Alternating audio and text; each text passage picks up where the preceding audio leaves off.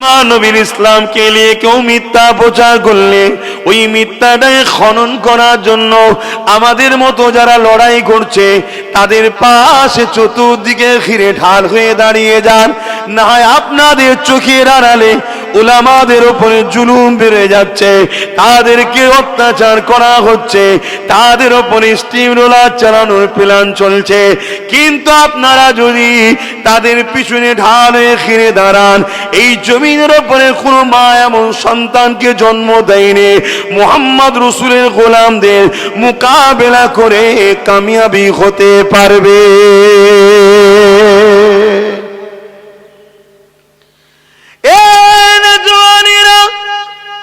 অথচ আমাদের হাতে কোনো পাওয়ার নাই, আমাদের হাতে না ক্ষমতা আছে, না প্রশাসনিক ক্ষমতা আছে, না ফোর্স আছে, না অস্ত্র আছে, না ম্যান পাওয়ার আছে, না মানি পাওয়ার আছে। তাহলে ভাইজান কি পাওয়ারে জিতবো? ওটাই তো বুঝাতে চাইছে। আল্লাহ আমাদের সিনাতে একটা পাওয়ার দিয়েছে, ওই পাওয়ারটা হলো ঈমান, নবীর প্রেম ভালোবাসা। যার দিলে যত বেশি আছে তার সিনার পাওয়ার তত বেশি আছে। ইতিহাসের পাতা সাক্ষী দেয়, এ যুবকেরা, তরুণেরা, আল্লাহ নবীর সাহাবাদের উপরে বারবার জুলুম হয়েছে। জালিমরা জুলুম করতে করতে হাঁপিয়ে গেছে, সাহাবারা হাসতে হাসতে জীবন খেয়েও দিয়ে দিয়েছে।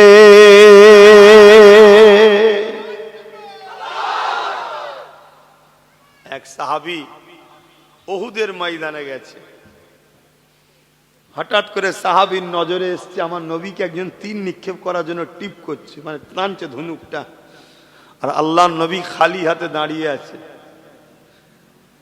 শুনছেন তো? সাহাবী ছুটে গিয়ে যে তীরটা নবীকে লাগার কথা ছিল পিঠ পেতে দিয়েছে, সাহাবীর পিঠে গিয়ে লেগে গেছে। আবার সে তীর মারতে গেছে, আবার বুক পেতে দিয়েছে। আরো অনেক দুশ্মন চলে এসছে, চারিদিক দিয়ে মারছে। সাহাবী গোল হয়ে রসুলকে তওয়াব করছে, মানে ঘুরছে। তওয়াব মানে ঘোরা, ঘুরছে। যে তীরগুলো নবীকে লাগার কথা ৭৯ থেকে ৮০টা তীর সাহাবীকে লেগেছে।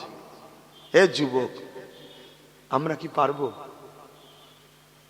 কি মজা আছে যে হুজুরের জন্য নিজের জানকে লাগিয়ে দিল।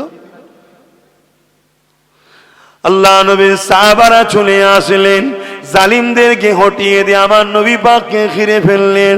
আমার নবী পাককে জিজ্ঞাসা করতে লাগলেন, ইয়া রাসূলুল্লাহ, হাবিবাল্লাহ, আপনি কেমন আছেন? চোখ ভরা পানি নিয়ে রাহমাতাল লিল আলামিন বলতে লাগলে, এ বাবা সাহাবী রে, আমার সাহাবী তালহাকে দেখো, আমি রাসূলুল্লাহ ভালো আছি, ওকে দেখো, ওকে দেখো। মুখে কখনো একবারও বলল না ইয়া রাসূলুল্লাহ আপনাকে ভালোবাসি, বাস্তবে দেখিয়ে দিল আমাকে ভালোবাসে। ওই সাহাবীটার খোঁজ নাও। সাহাবারা এসে নবী পাক ওই সাহাবীকে জিজ্ঞাসা করে, এ ভাই তালহা, কেমন আছেন আপনি? হযরত তালহা রাদিয়াল্লাহু তাআলা চোখে ভরা পানি নিয়ে বলতে লাগলে, ও নবীর সাহাবারা, আল্লাহ আমাকে একটা জান দিয়েছিল, ওই জানটা আমার নবীর জন্য দিয়ে দিলাম। নবীকে আপনারা খেয়াল রাখবেন, আপনাদের জন্য খুশির মেসেজ দিচ্ছি শোনে। আমার জান এখনো বেরোয়নি, কিন্তু যাবার সময় হয়ে গেছে। কিন্তু আমার আল্লাহ নবীর জন্য জান দিয়াতে যে জান্নাত আমাকে দিয়েছে, ওই জান্নাতের নকশা জিবরাইল দেখাতে লেগেছে। আরো জোরে বলুন সুবহান। এ বিষয়ে একটা কথা বলি শোনে।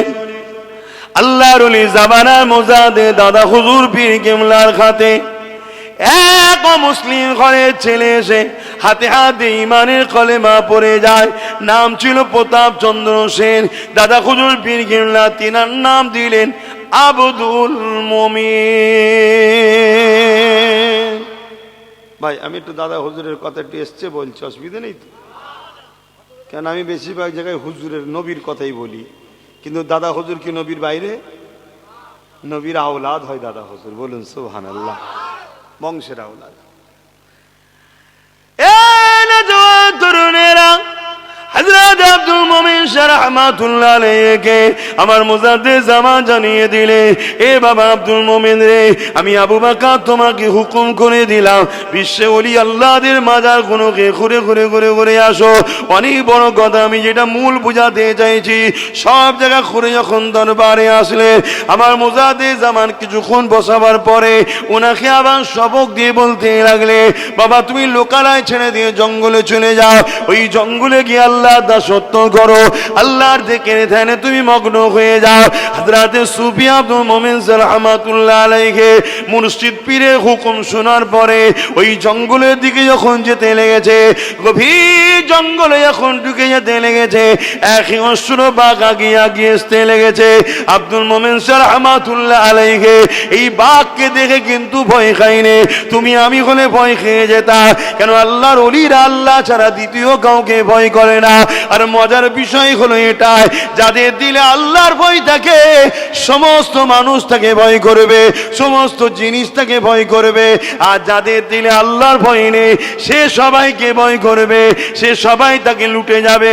হযরত আব্দুল মুমিন রাহমাতুল্লাহ আলাইহি ওই বাঘকে লক্ষ্য করে তিনি তিনার ভাষাতে বলতে লেগেছে, এ জঙ্গলের বাঘ রে, যদি রেজেক আল্লাহ তোমাকে আমাকে তোমার জন্য বানিয়ে রাখে তুমি তো আমাকে খেয়ে নেবে, তবে খাবার আগে একটা কথা শোনো, আমি আব্দুল মুমিন এমনি এমনি আসিনি, আমার পীর জামানার মুজাদ্দিদ আবু বকর সিদ্দিক আমাকে এখানে পাঠিয়েছে আল্লাহর দাসত্ব করার জন্য। এ যুবকেরা, হুজুরের জীবনীতে লেখা আছে ওই জঙ্গলের বাঘখানা পুষা বিড়ালের নাই হুজুরের গায়ে এসে গা খসে বসে যায়।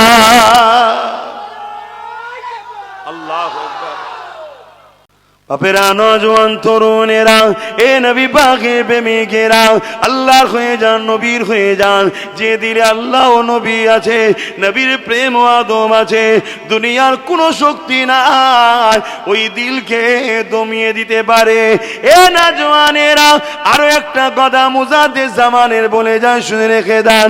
বিশেষ করে আপনারা উত্তর 24 পরগনার মানুষ, উত্তর 24 পরগনার গর্ব, বসিরহাটের বড় মাওলানা আল্লাহ আমার গোলাম ঈশা রাহমাতুল্লাহ আলাইহিকে নিয়ে আমার মুজাদ্দিদ জামান জলসায় যাচ্ছে। দাদা হুজুর পীর কেল্লা যখন জলসাতে যাচ্ছে, সাথে বসিরহাটের বড় মাওলানা আল্লাহ আমার গোলাম ঈশা হুজুরের সাথে যেতে লেগেছে। এ নওজওয়ানেরা, জঙ্গলের ভেতর দিয়ে যেতে হয়েছে। এমন একটা সময় দেখা যায় গরুর গাড়ি করে যেতে লেগেছিল। গরুর গাড়ির যিনি চালক ছিলেন সে লাফ মেরে ওই গরুর গাড়ির উপরে যে ছাউনি করা ছিল পর্দা দিয়ে, খিরা দিয়ে, তার মধ্যে লাফ মেরে ঢুকে পড়েছে। মুজাদ্দিদ জামান বলতে লেগেছে, বাবার কি হয়েছে রে বাবা, আর তোমার গরুগুলো এত লাফালাফি করছে কেন রে বাবা, কি হলো? এই মানুষটা বলতে লেগেছে, হুজুর আর বাঁচার কোনো উপায় নেই। কেন, কি হয়েছে বলো? হুজুর একটা নয় দুটো বাঘ এসে সামনে দাঁড়িয়ে গেছে। ও যুবকেরা, তরুণেরা, এই কথা শুনে তুমি আমি তো ভয় খেয়ে যাব। মুজাদ্দিদ জামান মুচকে হাসলেন, বললেন না সুবহানাল্লাহ। এখানে কিছু হাসার ব্যাপার আছে কি? হাসার যখন ব্যাপার নেই, তাহলে যখন হেসেছে তাহলে এটা আল্লাহর এটা কুদরতের নিদর্শন, ঠিক না বেটি?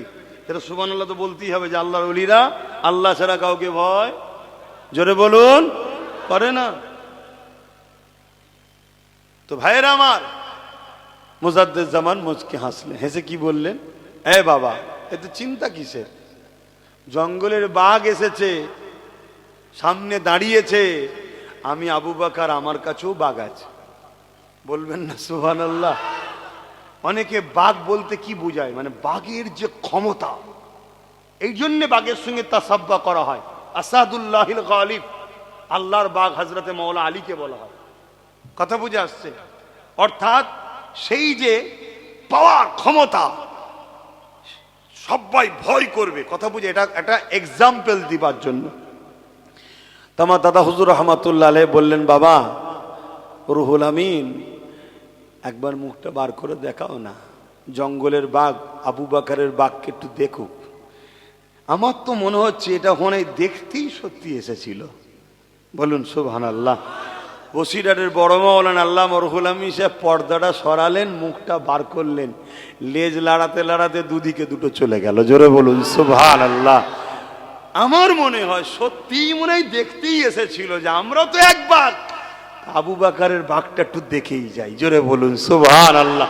বাকিটা আল্লাহ জানে, ঠিক না বেটি? বাকিটা আল্লাহ জানে, কিন্তু নিদর্শনটা এমন ভাবে ঘটনা ঘটছে যেন মনে হচ্ছে সত্যিই দেখা করতে এসেছিল, দেখা হয়েছে, কেটে পড়েছে। তাহলে আমি যেটা বোঝাতে কি এখানে আসলাম, এটা কোন পাওয়ারে হচ্ছে? ইমানের পাওয়ার। কোন পাওয়ারে? ইমান। ইমান কি? সিনার শক্তি। আর সিনার শক্তিটা কি? আল্লাহর ভয় দিলে রাখা আর নবীর প্রেম ও আদব দিলে রাখা। জোরে বলুন সুবহানাল্লাহ। বাপেরা, নওজোয়ান তরুণেরা, আমার যুবকেরা, মন দিয়ে শোনেন, আমার নবী পাক অনেক কষ্ট করে দিন ইসলাম আমাদের কাছে রেখে গেছে। এ নওজোয়ান তরুণেরা, ইসলামে যেমন নামাজ আছে, ইসলামে যেমন গরিবদের ঘরে খানা খাওয়াবার কথা আছে, ইসলামে যেমন রোজা আছে, ইসলামে ঠিক তেমন দান খায়রাত রয়েছে, ইসলামে যেমন হজ আছে, ইসলামে মা বাপের সেবা আছে, ইসলামে যেমন দাড়ি টুপি আছে, ঠিক তেমনই সমাজের বুকে ন্যায় সত্য প্রতিষ্ঠিত করার কথা আছে, অন্যায়কে মিটিয়ে দিবার কথা রয়েছে। এ নওজোয়ানেরা, তরুণেরা, বাপেরা, আমার নবী পাককে অপমান করে তারা চলে গেল। পরের দিন আল্লাহ নবী আবার বোঝাতে লাগলেন, আবার কিছু মানুষ জড়ো হলো, আল্লাহ নবীকে অপমান করে চলে গেল। এই খবরটা আবু জেহেলের কাছে পৌঁছে গেল। আবু জেহেল দেখতে লেগেছে মুহাম্মদকে রুখতে হবে, কেন মুহাম্মদ রসুল যা বলছে ঠিক বলছে, যদি না রুখা যায় তাহলে আমাদের 2 নম্বরই বন্ধ হয়ে যাবে, আমাদের অন্যায়ের শাসন বন্ধ হয়ে যাবে, আমাদের জুলুমের সাম্রাজ্য শেষ হয়ে যাবে। এই জন্য কি করতে লাগলো? এ যুবকেরা, তরুণেরা, বাপেরা, আর আবু জেহেল এসে ওই ভিড়ের মধ্যে আমার নবী পাকের সঙ্গে বিয়াদবি করে ফেললো। এর চেয়ে বেশি আর বলতে পারবো না, কেন সেই ভাষাটা বলতেও আমাদেরকে ভয় লাগে, লজ্জা নাই, ভয় লাগে যে হাই রে জাহান্নামের কুকুর আবু জেহেল, কি কাজ করলি তুই? শুনছেন তো? আবু জেহেল হলো জাহান্নামের একটা কুকুর, ওখানে জাহান্নামে আছে। এ নওজোয়ান তরুণেরা, আমার নবী পাকের প্রেমিকেরা, আবু জেহেলের বিয়াদবি করে ফেললো। আল্লাহ নবী, নবী দয়া নবী ঘরে এসে কাঁদতে লেগেছে। আহারে, নবী পাকের চোখের পানি কে মুছাবে? আমার নবী পাক যখন আম্মা আমেনা হুজুরের গর্ভ মুবারকে ছিল, আব্বা জান আল্লাহর খাওয়ালায় চলে গিয়েছিলেন। আমার নবী পাক যখন দুনিয়ার জমিনে আসলেন, আর এমন করে কয়েক বছরের পর আম্মা জান আমার আল্লাহর হাওয়ালায় চলে গেলে। এ নওজোয়ানেরা, তরুণেরা, বাপেরা, এই জায়গাতে দেখা যায় আমার আম্মা রাসূলে পাক সাল্লাল্লাহু আলাইহি ওয়াসাল্লাম কে বুঝাবে, কে সান্ত্বনা দেবে, কে নবী পাককে বুঝাবে? তাই আমার নবী পাককে আল্লাহ আওয়াজ দিয়ে দিলে, এ আমার হাবিব, আপনি মনে দুঃখ নেবেন না, আপনি কাঁদবেন না, আপনি চিন্তিত হবেন না। হাবিব, আবু জেহেল আপনার উপর জুলুম করেছে, ওর বিচার আমি আল্লাহ করব। আর হাবিব, আপনি দ্বীনের প্রচার করে যান, কে মানবে না মানবে আমি আল্লাহ বুঝে নেব। এ মুসলমান ঘরের ছেলে মেয়েরা, তরুণীরা, বাপেরা, তোমরা যদি আল্লাহ রসুলকে না মানো, এতে আমার আল্লাহ রসুলের কোনো অসুবিধে না।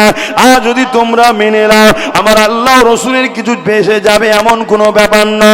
এ নওজোয়ানেরা, এটা অন্য কোনো ধর্ম নয়, জোর করে তোমাকে স্লোগান দেওয়া হবে, এটা অন্য কোনো ধর্ম নয়, জোর করে তোমাকে ইসলাম থেকে বের করে অন্যদিকে নিয়ে যাওয়া হবে, বা জোর করে বলা হবে মুসলমান হয়ে যা, মুসলমান হয়ে যা। এটা ইসলাম, এখানে কোনো জোর চলে না। যে দিল থেকে আল্লাহ রসুলকে মেনে নেবে, সেই হবে কামিয়াবি পাবে। যেমন আমার দেশে চলছে না, ছোট্ট ছোট্ট বাচ্চাদের ঘরে ধরে বলছে, বল জয় শ্রীরাম বল, জোর করে বলছে না, বলে না? হ্যাঁ, আমি এখানে একটা কথা আপনাদেরকে বলি, রাম ভালো না খারাপ আমি ও সম্বন্ধে জানি না, কথা বুঝে আসছে না, তার সম্বন্ধে আমার জানা নেই। আমি এতটুকু জানি হিন্দু ভাইদের পিয়ারা, ঠিক না বেটি? তা জাতির একটা কারো যখন পিয়ারা, তার বিরুদ্ধে বা তার বিষয়ে কোনো রকম কথা বলার ইজাজত ইসলাম আমাকে দেয়নি। কিন্তু হিন্দু ভাইয়েরা ভাববে কি না ভাববে তাদের ব্যাপার। এই রামের যদি সবথেকে বড় কেউ আজকে অপমান করে, ক্ষতি করে, তথাকথিত হিন্দু দাবিদার একদল সন্ত্রাসরাই করছে। এই কথা ভুল বলছি কি?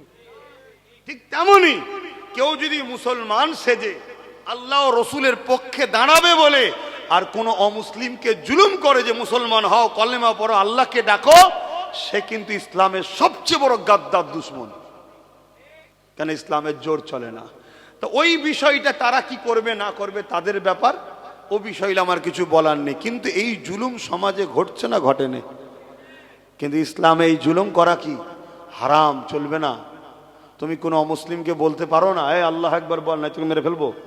যেমন আমার দেশে কত মুসলমানকে এরকম স্লোগান না দিবার জন্য মারতে মারতে মেরে ফেললো, ঠিক না বেঠিক গো? কত মুরব্বী বাপগুলোকে মেরে ফেললো। আর যারা ক্ষমতায় বসে আছে এরা কি করছে? কেন দেখছে আমাদের দোষ আছে? কেন? এগুলোকে আমরা সব দুলা ভাই বানিয়ে রেখেছি, এজন্য তারা মজা নিচ্ছে। এগুলোকে যদি আমরা ঠিক লাথি মারতে পারতাম তাহলে দেখতেন সব সোজা হয়ে দাঁড়াতে। বলে হচ্ছে কথা খারাপ লাগছে নাকি? শক্ত হতে হয়। নরম জায়গাতে দেখবেন সবাই চাটি মারে, আর শক্ত জায়গায় দূর থেকে যায়। তো নরমের জায়গায় নরম হও, অন্যায়ের জায়গায় শক্ত হও। এটা হলো মোমেনের খসলত। সাহাবাদের খসলত কি?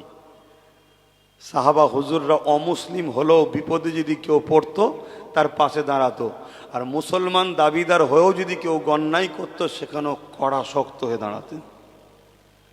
অন্যায় অন্যায় কেন? অনেক কষ্ট করেছে আমার নবী। বাপেরা, নওজোয়ান তরুণেরা, আল্লাহ নবী দিনকে প্রচার করার জন্য কতটা কষ্ট করেছিলেন। এমনও দিন গেছে আল্লাহ নবীকে পাহাড়ে সোশ্যাল বয়কট করে দিয়েছে। আমার নবী পাহাড়ে চলে গেছে, পাহাড়ে গিয়ে গাছের পাতা ফলমূল খেয়ে রয়েছে এবং মানুষের কাছে রাতের অন্ধকারে গিয়ে দিন ইসলামের দাওয়াতটা দিতে লেগেছে। এরকমও কষ্ট আমার নবী পাক করতে হয়েছে। এমনও দিন গেছে আল্লাহ নবী নবী দয়া নবী আল্লাহকে সিজদা করেছে, নবী পাকের পিঠে পচা দুম্বার ভুঁড়ি এই জালিম মুশরিক অত্যাচারীরা করে দিয়েছে, তাদের পিঠের উপরে চাপিয়ে দিয়েছে। এ যুবকেরা, তরুণীরা, বাবেরা, আল্লাহ নবীর জীবনে এমনও দিন গেছে পেটে পাথর পর্যন্ত পেঁধে থাকতে হয়েছে। এ যুবকেরা, তরুণীরা, বাবেরা, তথাপিও নবী আমার উম্মাত উম্মাতি কি করে আল্লাহ পাবে, দিন পাবে, কি করে জান্নাত পাবে, এই নিয়ে নবী আমার পেরেশান হয়ে তোমার আমার জন্য কেঁদেছে, তোমার আমার চিন্তায় দিনের প্রচারের জন্য কষ্ট করেছে। তাই যুবকদেরকে বলে যা, হালকা বয়সে ভুল ভ্রান্তি হয়ে যেতে পারে, কিন্তু আজকে চতুর্দিকে মানব রূপী পশুগুলো বেরিয়েছে। কেউ আমার নবীকে খাটু করছে, কেউ নবীর সামনে ফিল্ম বার করছে, কেউ নবী পাকের কার্টুন তৈরি করছে, কেউ কোরআনের বিরোধী করছে, কেউ লাইটিং আল্লাহর নামকে অপমান করছে।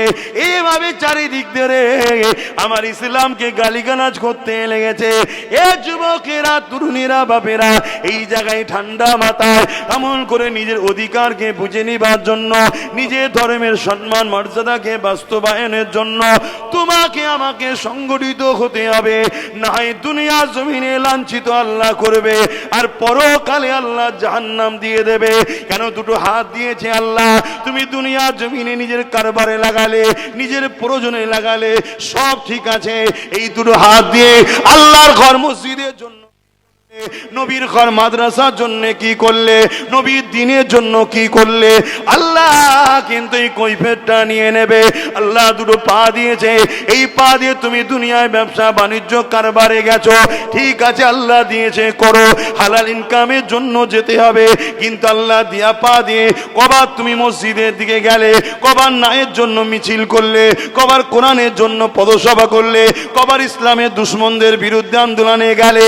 এ যুবক যুবকেরা তরুণেরা, অথচ আমার কওমের ছেলেরা ইসলামের দুশমন মুনাফিক কাফির বেঈমানদের মিটিং মিছিলে গিয়ে ভর্তি করছে সামান্য বিরিয়ানির জন্য, 200-100 টাকার জন্য। তারা আমাদেরকে বোকা বানিয়ে দিয়ে আমাদের কাঁধে উঠে তারা গদিতে বসছে, আর গদিতে বসে নতুন নতুন করে ইসলামের বিরুদ্ধে, কোরআনের বিরুদ্ধে, ইসলামকে মিটাবার জন্য নানা রকম আইন ফতোয়া তৈরি করছে। কি করছে না করেনি? এগুলো হুঁশ করতে হবে না ভাই আমার? যদি পেটে খুব জ্বালা ধরে যে ওসব দেখলে আমার হবে না, আমার পেট দেখতে হবে, তাহলে আমি দুটো উদাহরণ দেবো। একটা হলো তোমার দাদুর কটা সন্তান? কম করে হলেও তো গড়ে 7-8টা নাকি? এই যুবক বলবে তো, তোমার আমার কটা? দুটো নয়, 1.5খানা, একটা আছে আর একটা হয়তো হতে পারে। খারাপ নিউনি? তা তোমার দাদুকে কোনোদিন তোমার বাপেদের ঘরে লালন পালন করার জন্য ভিক্ষা চাইতে হয়েছিল? বন্ধন লোন, সুদ, ঘুষ, চিটিংবাজি? তা তোমার এমন কি টান পড়ে গেল? একটু মাথায় ঢুকছে না খোদার গজব কেমন? ইমামের 5,000 টাকায় হাসি খুশিতে চলে, আর তোমার চলছে না কেন? তাহলে বরকত নেই, ঠিক তো নাকি? তাহলে এই বরকতটা গেল কোথায়? এটা ভাবো। নাই আছড়ে আছড়ে আছড়ে আছড়ে কিছুই হবে না, জাহান্নামে চলে যেতে হবে। আর তোমার দাদুর দেখো সামান্য ইনকাম ছিল, 7টা-8টা বাচ্চা, খেয়ে দে আল্লাহ কারে তোমার বাপেরা গোলগাল ছিল, আমরা সব তো হাওয়ায় উঠছি। জানে কি আছে? এক্ষুনি যদি বলা হয় চলো 10 কিলোমিটার দৌড়ানো হবে, 1 কিলোমিটার যেতে না যেতে কোমরে হাত দিয়ে ওপরে হাঁ হু করবে সব। কি গো, কথা ভুল বলছি নাকি? হালটা আমাদের এরকম হলো কেন? আর এই মুরব্বী গুলোকে যদি বলা হয় চলো তো আব্বা, হয়তো জোরে যেতে পারবে না, কিন্তু আমাদের থেকে কম করে হলো 1 কিলোমিটার পরে যে দাঁড়াবে। আমি চ্যালেঞ্জ দিচ্ছি, কারণ আমারও ঘরেতে একটা মুরব্বী আছে, পীর আল্লামা আলী আকবর সিদ্দিক। আমি তো জানি, আমি 1.5-2 ঘন্টা জলসা করে যে হাঁপিয়ে যাই। আমার আব্বা এখনো 3.5-4-5 ঘন্টা জলসা করে, তাও বলে এখনো গ্যাসের গরম, শরীর এখনো গরম হয়নি, এক্ষুনি নেবে বলবো। তাহলে কি বুঝছেন? কিছু বুঝতে পারছেন? তো এই দশাটা আমাদের হচ্ছে কেন? এই মূল রোগকে খুঁজুন। মূল রোগ একটাই, আমাদের দিলে হুজুর নেই। ওই কলেমা পড়েছি, লা ইলাহা ইল্লাল্লাহ মুহাম্মদ রাসূলুল্লাহ, গাছ লাগিয়েছিলাম, কিন্তু গাছ ভেতরে মরে গেছে, আমাদের হুঁশি নাই। এই গাছ লাগিয়ে দিলে হয় শুধু, আর কাজ নেই? তাকে ট্রিটমেন্ট করতে হবে না? হবে না? পানি দিতে হবে। তবে সব গাছ সব আবহাওয়ায় থাকে না, মাটিরও একটা ব্যাপার থাকে না? থাকে না? তা ইমানের গাছ লা ইলাহা ইল্লাল্লাহ মুহাম্মদ রাসূলুল্লাহ, ইমানের চারা বসিয়েছেন। এবার এই চারাটাকে বড় করতে হবে। তো বড় করতে গেলে এখানেও একটা মাটি লাগবে, আবহাওয়া লাগবে। এই মাটিটা হলো নবীর আদব, আর আবহাওয়াটা হলো নবীর প্রেম। তবে এই গাছ নবীর আদব আর নবীর প্রেমে আস্তে আস্তে বড় হবে। জোরে বলুন সুবহানাল্লাহ। আমাদের মধ্যে নবীর আদব আছে, নবীর প্রেম আছে। শোনো, একটা কথা বলি, তোমার নজরে যদি আসে কেউ একজন নবীর বিরুদ্ধে কিছু মন্তব্য করেছে, তুমি যদি তার প্রতিবাদ না করো, তোমার মধ্যে ঈমান থাকবে না। শুনছেন তো নাকি? প্রতিবাদ করতেই হবে। এবার প্রতিবাদের 3টে ধরন আছে। ক্ষমতা আছে, ঝেড়েছেন বক্সিং, 1 নম্বর ঈমান। কিচ্ছু করার নেই, হাকিকাতটা বলছি বাপ, হাকিকাতটা বলছি। খারাপ নিলে তো হবে না। দেশদ্রোহী যদি কেউ হয় তাকে ফাঁসি দেয় না? দেয় না।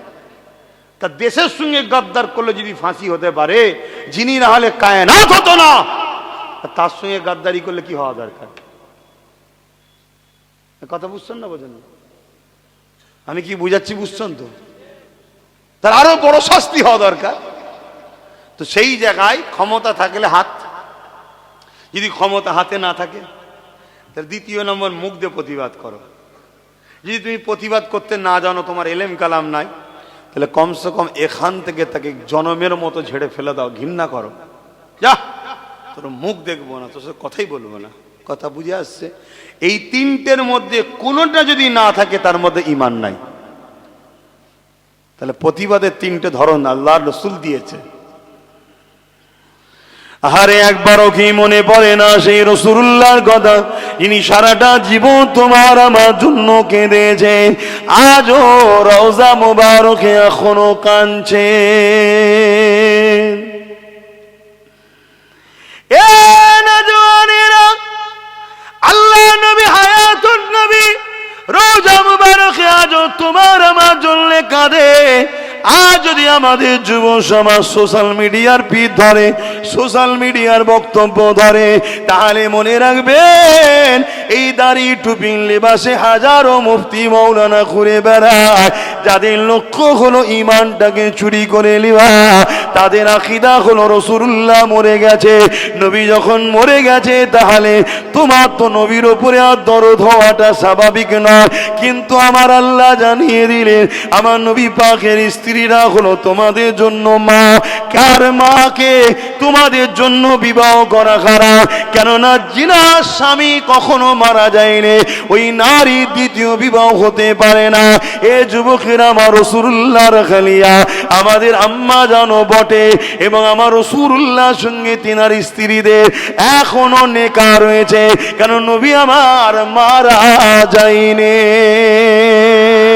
এ নওজওয়ানেরা, নেকা হয় স্ত্রীকে বিবাহ যেমন করা যায় না, আমার রাসূলুল্লাহর স্ত্রীদের সম্বন্ধ এই জন্যই ফতোয়া রয়েছে।